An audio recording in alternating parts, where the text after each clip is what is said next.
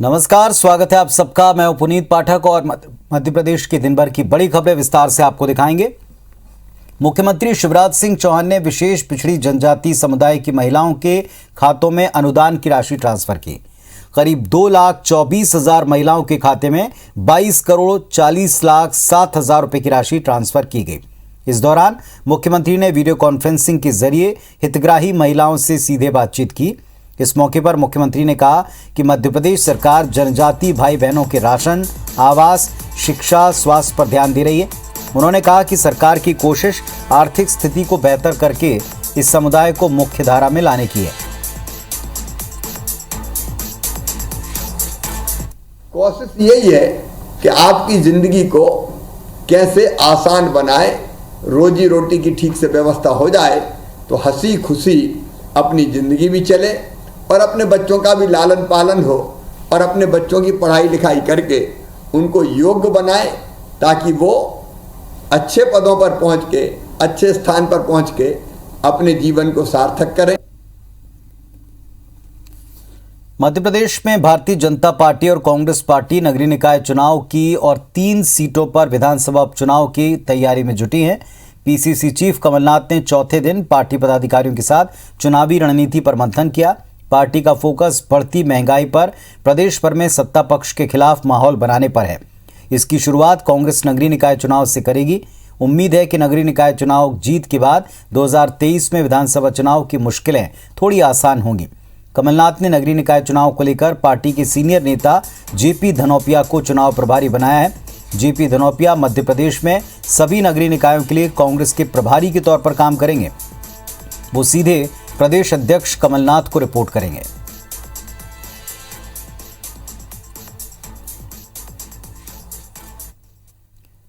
वहीं पेगासस जासूसी मामले में मध्य प्रदेश में सियासत गरमाई हुई है। कांग्रेस ने राज्यपाल मंगूभाई पटेल से मुलाकात कर उन्हें इस मामले में ज्ञापन सौंपा।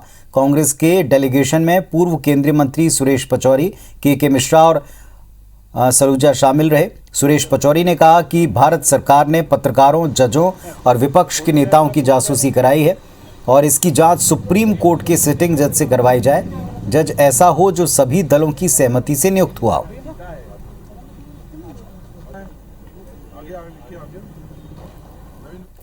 पेगासस सॉफ्टवेयर के द्वारा महत्वपूर्ण लोगों की जासूसी कराई जा रही है, जिसमें हमारा भारत देश भी शामिल है और भारत देश के महत्वपूर्ण व्यक्ति भी इसमें शामिल हैं। हमने मांग की है कि सुप्रीम कोर्ट के सिटिंग जज के द्वारा इसकी जांच कराई जानी चाहिए। आरएसएस की नर्सरी कहे जाने वाले मध्य प्रदेश में इन दिनों संघ की गतिविधियां लगातार बढ़ती दिखी हैं। संघ का मुख्यालय तो नागपुर में है, लेकिन भोपाल को उप मुख्यालय के तौर पर देखा जाता है। कांग्रेस जानती है कि प्रदेश में सत्तारूढ़ भाजपा की मुख्य ताकत संघ है और इसलिए अक्सर कांग्रेस नेताओं के निशाने पर संघ रहता है। बीते दिनों पूर्व सीएम दिग्विजय सिंह ने संघ के अनुषांगिक संगठन को इंडस्ट्रियल एरिया में जमीन देने का जमकर विरोध किया था और अब कांग्रेस के विधायक और पूर्व मंत्री डॉक्टर गोविंद सिंह के निशाने पर संघ दिखा है। आरएसएस पर गोविंद सिंह के विवादित बोल, संघ पर लगाया देश को लूटने का आरोप। संघ की प्रदेश में बढ़ती गतिविधियों को लेकर डॉक्टर गोविंद सिंह ने कहा कि संघ पूरे देश में कब्जा कर रहा है। अरबों की कीमत वाली बेशकीमती जमीन पर संघ ने कब्जा कर लिया है। संघ जो पहले स्कूल चलाता था अब अस्पताल चला रहा है। इतना ही नहीं, बल्कि उन्होंने संघ पर व्यापार व्यवसाय करने का आरोप भी लगाया। गोविंद सिंह यहीं पर नहीं रुके, अनुषांगिक संगठनों को संघ की औलाद बताते हुए उन पर देश को लूटने का आरोप भी लगाया। पूरे देश पर धीरे धीरे राष्ट्रीय स्वयंसेवक संघ कब्जा कर रहा है। भारतीय जनता पार्टी तो मुखौटा है और संघ जो है राष्ट्रीय स्वयंसेवक, उसने 100 सभासद है, उसकी पैदाइश औलाद हैं जिनको उन्होंने कर रखी है पैदा अलग अलग नाम से। कांग्रेस नेता संघ पर बयानबाजी करें और बीजेपी चुप रह जाए, ऐसा कैसे हो सकता है? तो गोविंद सिंह को जवाब देने मैदान में उतरे अखिल भारतीय विद्यार्थी परिषद से नेता बने शिवराज सरकार के सहकारिता मंत्री डॉक्टर अरविंद भदौरिया। भदौरिया ने दावा किया कि इस दुनिया का सबसे ज्यादा सामाजिक कार्य करने वाला संगठन राष्ट्रीय स्वयंसेवक संघ ही है। उन्होंने गोविंद सिंह को संघ के बारे में पढ़ने की नसीहत दी। गोविंद सिंह के बोलने से कोई बदलता नहीं पड़ता। गोविंद सिंह को अध्ययन करना चाहिए, चिंतन करना चाहिए, मनन करना चाहिए और संघ को थोड़ा पढ़े, संघ को थोड़ा जाना है। बगैर जाने इस प्रकार की भाषा ठीक नहीं है। ये पहली बार नहीं कि कांग्रेस नेताओं ने संघ पर सवाल उठाए हों। दरअसल कांग्रेस जानती है कि सत्तारूढ़ बीजेपी की सबसे बड़ी ताकत संघ है। कांग्रेस ने 2018 विधानसभा चुनाव के घोषणा पत्र में कह दिया था कि सरकार बनने पर शासकीय परिसरों में संघ की शाखाएं लगाने पर प्रतिबंध लगेगा और सरकारी अधिकारी कर्मचारियों के शाखा में जाने की छूट संबंधी आदेश को निरस्त किया जाएगा। लेकिन सत्ता में आने के बाद कांग्रेस ये कर नहीं पाई। अब सवाल ये कि गोविंद सिंह के बयान के बाद संघ पर छिड़ा संग्राम मध्य प्रदेश की सियासत को किस दिशा में ले जाएगा। विवेक कुमार पटैया, IBC 24, भोपाल। और एक बड़ी खबर आपको बता दें, कमलनाथ दिल्ली रवाना हो गए हैं। दिल्ली के लिए रवाना हुए हैं पूर्व मुख्यमंत्री कमलनाथ। 28 जुलाई को कमलनाथ की वापसी होगी। 29 जुलाई को चुनाव प्रभारियों के साथ बैठक करेंगे। हफ्ते भर के चुनावी रिपोर्ट की समीक्षा करेंगे। तो PCC चीफ कमलनाथ दिल्ली रवाना हो चुके हैं। 28 जुलाई को कमलनाथ की वापसी होगी। 29 जुलाई को चुनाव प्रभारियों के साथ वो बैठक करेंगे। हफ्ते भर के चुनावी कार्यक्रम की पूरी रिपोर्ट लेंगे।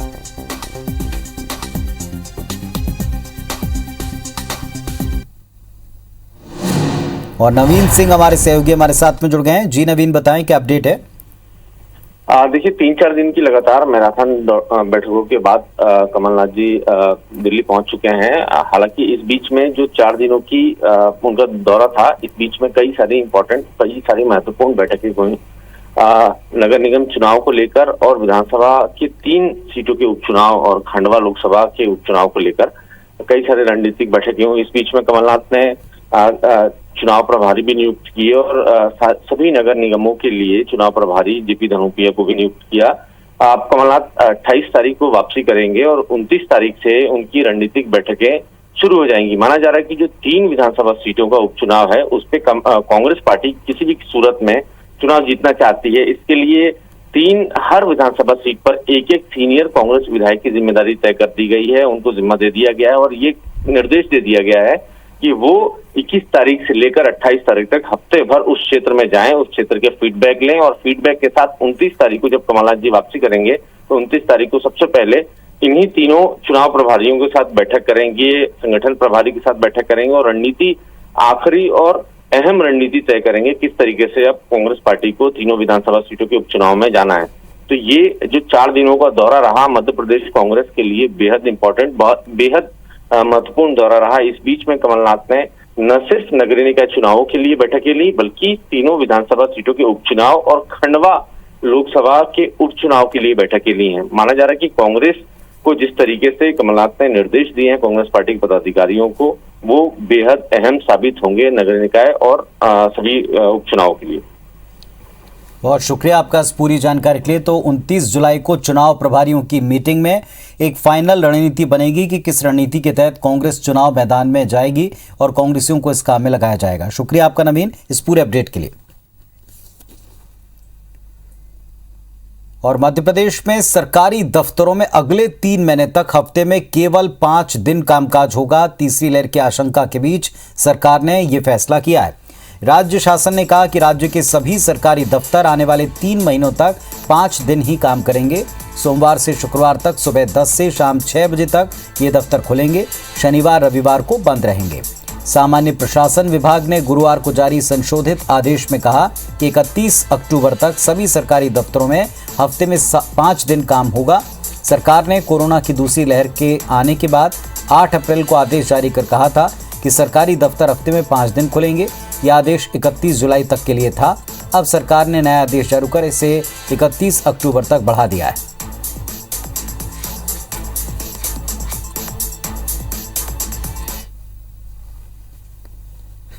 उज्जैन के महाकाल मंदिर परिसर में खुदाई के दौरान एक नर कंकाल मिला है और जिसके बाद हड़कंप मच गया। यहां विस्तारीकरण का काम तेजी से जारी है और इस दौरान 1000 साल पुराना परमार कालीन मंदिर मिला है। इतिहासविद इस कंकाल को भी 1000 साल पुराना ही मान रहे हैं। महाकाल मंदिर के पुजारी इसे विक्रमादित्य काल का होना बताते हैं। वहीं कुछ पुजारियों का मानना है कि मुगल काल में आक्रमण के दौरान साधु संतों और पंडितों पर अत्याचार के वक्त का ये कंकाल हो सकता है। हालांकि पुरातत्व विभाग नर कंकाल को अपने अधीन लेकर जांच शुरू कर चुका है। खुदाई के दौरान मंदिर के अलावा पूरे शिव परिवार की प्रतिमाएं और कई शिलालेख भी मिले हैं।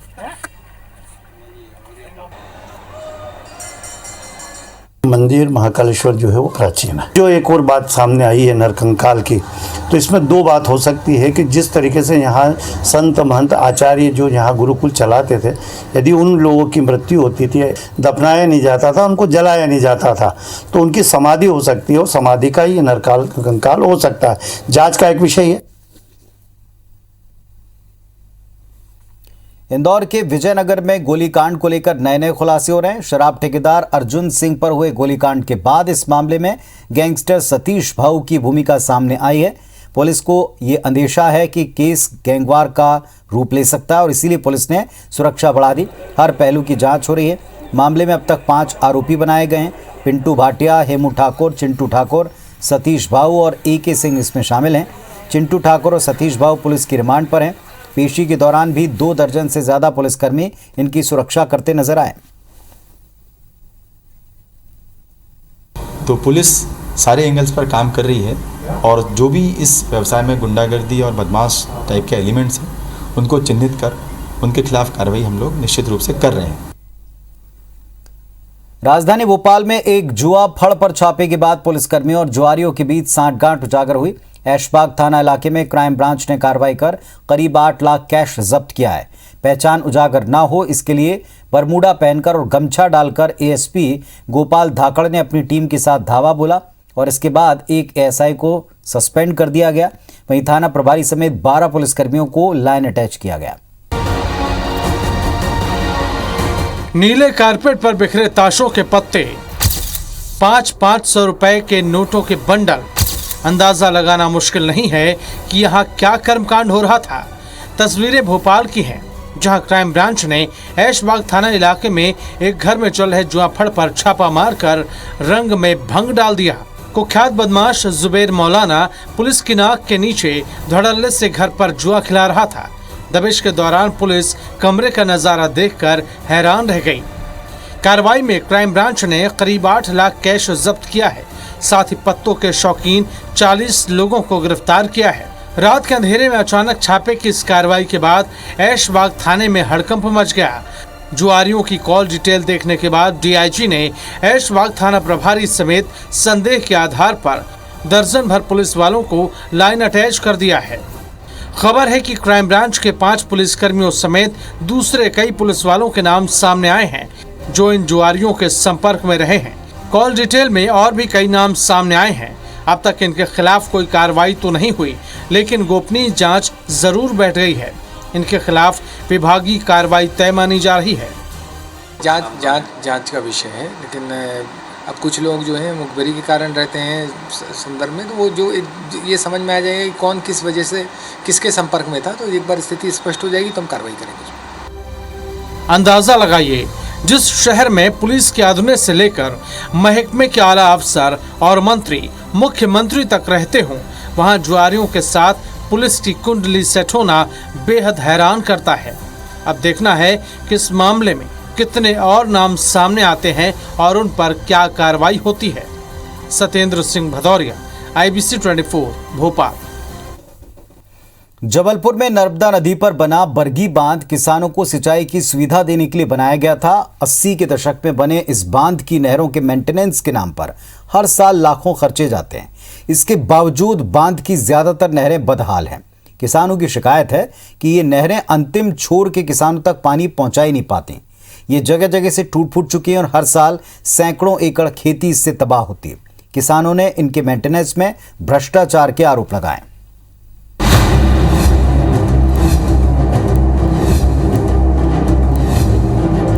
ये नजारा जबलपुर के सिहोरा तहसील का है, जहां बीते दिनों बरगी बांध की नहर फूटने से 250 एकड़ में लगी फसल खराब हो गई। ये हालात तब हैं जब हर साल बरगी बांध की नहरों के मेंटेनेंस पर लाखों रुपए खर्च होते हैं। किसानों ने अब मेंटेनेंस के नाम पर भ्रष्टाचार का आरोप लगाया है। किसानों ने शासन प्रशासन से शिकायत की है कि नहर का पानी अंतिम छोर के किसानों तक नहीं पहुंचता है। किसानों ने चेतावनी दी है कि अगर जल्द ही उनकी समस्याएं नहीं सुलझाई गईं, तो सरकार को इसका खामियाजा भुगतना पड़ेगा। गर्मी के वक्त में इनको इसका सुधार कार्य करना था, तो ये नहर विभाग ने कोई सुधार कार्य नहीं किया। हर जगह नहरें टूट रही हैं, फूट रही हैं, टेल तक पानी पहुंच नहीं रहा है, इनका प्रवाह भी ठीक से नहीं हो पा रहा है। तो ये इस वक्त में हमारे धान की खेती के लिए पानी की और बिजली की दोनों की बहुत सख्त आवश्यकता है। दरअसल इस साल मानसून की बेरुखी ने किसानों की चिंता बढ़ा दी है। ऐसे में जबलपुर के किसानों को बरगी बांध से उम्मीद थी, लेकिन कई किसानों की उम्मीद दो तरह से टूटी। पहला, नहरों का पानी अंतिम छोर के किसानों तक नहीं पहुंचना, और दूसरा, नहरों में टूट फूट से बर्बाद। हालांकि प्रशासन नहरों को दुरुस्त कराने की बात कह रहा है। सभी नहरें जो है पर्याप्त मात्रा में, अभी मैंने कल उनका रिव्यू भी किया था। बरगी के जितने भी हमारे अधिकारी थे, इंजीनियर्स थे, उन्होंने मुझे कुछ फोटोग्राफ्स और वीडियोस भी बताए। तहसीलदार भी भ्रमण कर रहे हैं। लगातार पानी का सप्लाई हो रहा है। चूँकि बारिश की स्थिति और अच्छी हो रही है, तो बारिश के माध्यम से भी और नहरों के भी माध्यम से, दोनों ही माध्यम से इसकी पूर्ति हो जाएगी। बरगी बांध जबलपुर और आसपास के क्षेत्रों में जल आपूर्ति का प्रमुख स्रोत है। बरगी डायवर्सन प्रोजेक्ट और रानी अवंतीबाई लोधी सागर प्रोजेक्ट इस डैम पर विकसित दो अहम सिंचाई परियोजनाएं हैं। लेकिन बांध की नहरों में टूट फूट और रख रखाव की कमी हर साल सिंचाई की जरूरत के वक्त किसानों की परेशानी बढ़ाती है।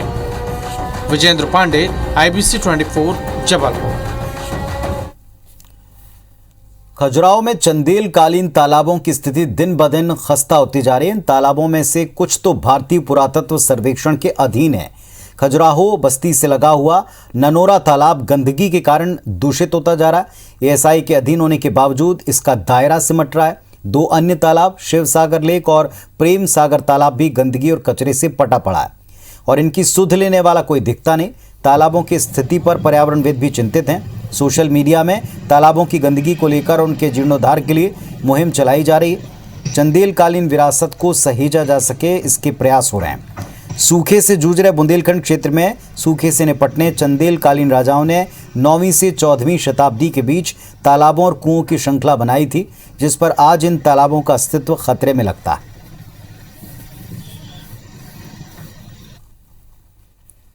बैतूल में 3 दिन से लगातार मूसलाधार बारिश का कहर है। नदी नाले उफान पर हैं।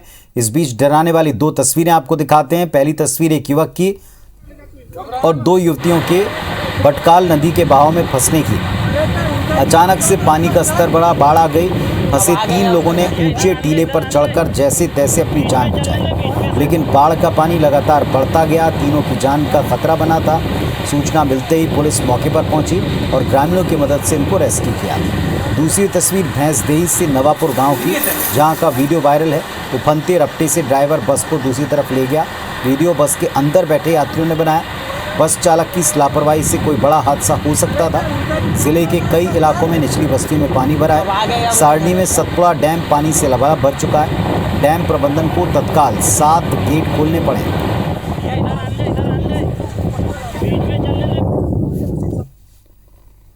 इधर डिंडौरी में नर्मदा नदी पार करते समय एक युवक तेज बहाव में फंस गया और दूसरे किनारे पर मौजूद 2 युवकों ने बहादुरी दिखाई और इस डूबते शख्स को फौरन बचाया। राधे नाम का युवक नर्मदा नदी पार कर रहा था और तभी अचानक नर्मदा नदी में जल स्तर बढ़ने लगा और युवक तेज बहाव में बहने लगा। नदी किनारे खड़े 2 युवकों ने जब युवक को मुसीबत में देखा तो अपनी जान की परवाह किए बिना वो नदी में कूदा और बह रहे युवक को बचाया। युवक को इलाज के लिए जिला अस्पताल में भर्ती कराया गया, जहां उसकी स्थिति बाद में सामान्य बताई गई।